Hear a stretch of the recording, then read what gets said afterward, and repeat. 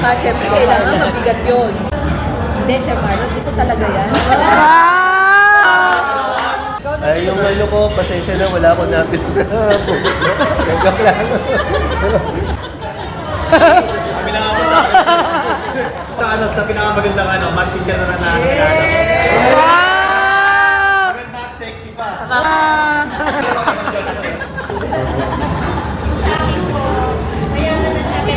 Sabi na nga po sa akin ito eh. Mayaman na. Yan, sorry guys, nagkamali ka.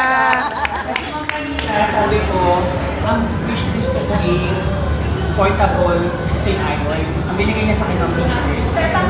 So, yung pala yun. T-shirt, kaya pa-plancha ka. Planchahin mo doon. Oh! Good job. Pero size ko. Sabi ko sila, marami na sabi ko nila ako na po yun. Kailangan ko na po mamitin yung bago. Sabi ko sa nalawa, sabi ko, ay, pag sa mga